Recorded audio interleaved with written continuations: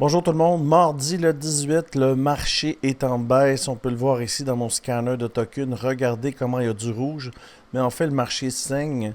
Et puis aujourd'hui dans cette vidéo là, on va aller voir pourquoi le marché saigne, il y a plusieurs facteurs, si tu es un trader, là, tu peux miser à la baisse là, très facilement là, sur les exchanges, et on peut voir que plein de gens dans le groupe qui ont pris des shorts, et même des gens qui avaient jamais trade ont commencé à short et tu peux voir 84% ici. Cette personne-là a pris le programme hier, son premier trade ever, boom, 91%. Alors, nous les traders, on peut faire de l'argent quand ça monte et quand ça descend. Et tu peux voir là, que celui qui mène la balle, là, le balle, c'est Solana. Solana, ça va vraiment pas bien. Et puis, si tu vas sur Cointelegraph, là, il explique pourquoi le marché de la crypto est en baisse. C'est facile, il y a plusieurs choses. La première des choses, là, il y a une grosse pression baissière. FTX a commencé à rembourser les 1,2 milliard de dollars aux gens. Alors, les gens, quand ils reçoivent l'argent, évidemment, ils vont vendre leur token pour sortir du USDT. Parce qu'en fait, ils ont acheté. Les gens qui ont là sont tous en profit, la plupart. Même moi, j'ai perdu dans FTX. J'avais acheté du Solana, là, genre à 45 dollars. Et là, aujourd'hui, ben, il en vaut 160. Alors, dès que je vais être payé, si je le suis, ben, si je le suis, c'est sûr que je vais retirer mes billes. Là, le marché descend. Moi, je vais me transférer en USDT ou en USDC. Puis, je vais attendre les opportunités. Il y a d'autres choses aussi. Évidemment, c'est Solana, hein, avec les trucs sur les mêmes coins que là, le Libra, le président argentin, évidemment. Ça fait chuter le marché. Il y a d'autres catalyseurs ici. On peut voir là 1,3. Le marché est dans le rouge et a perdu 2% environ, ce qui est 3,1 milliards de dollars là, le 18 février. Solana mène la chute ici. Alors, le Sol mène la baisse du marché avec 9% au cours des 24 dernières heures. Le Bitcoin et Ethereum 0,1 et 2% pour l'Ethereum.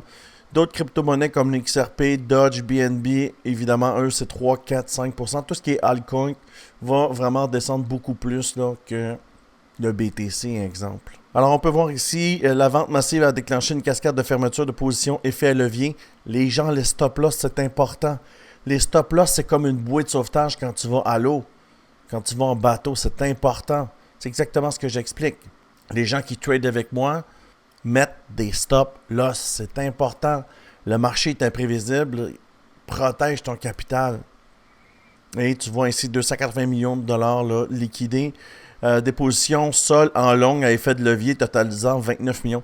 Sérieux, là, si toi tu longues le sol, là, ça va pas bien. Là, parce que ça, c'est pas une charte qu'on longue. Là. OK? Ça a-tu l'air d'une charte qu'il faut longue? C'est comme un serpent à échelle rouge, ça descend rouge, rouge. Écoute, on vient prendre le lot ici, on n'a aucun effet. Alors la prochaine arrêt, c'est ici, là. Tu vois, aux alentours des 155 dollars pour le rebond. Le stock RSI descend. Tu vois, le stock RSI, c'est ça. On peut voir que le RSI descend. On peut voir que le VWAP descend. Puis on peut voir que le momentum descend. Ça va venir faire une belle bulle comme ça ici pour repartir. Alors, on va venir faire une bulle très bas. Puis on va repartir. Peut-être pour revenir combler les vecteurs candle. Parce que ça, c'est des fair value gap. Hein.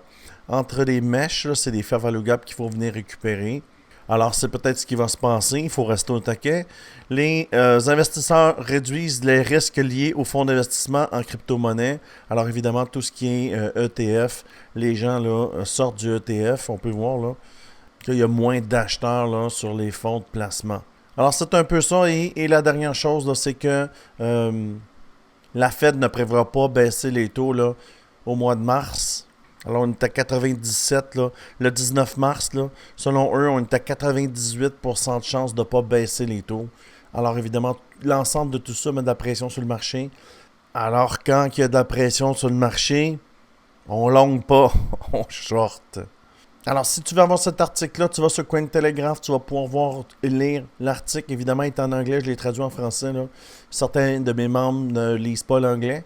Alors, tu peux aller retrouver les nouvelles là, directement sur Cointelegraph. Si tu veux rejoindre mon équipe, dans le bas de cette vidéo, tu peux venir sur mon Discord et sur mon Telegram. On est 2015 personnes sur mon Telegram et plus de 1200 personnes sur mon Discord.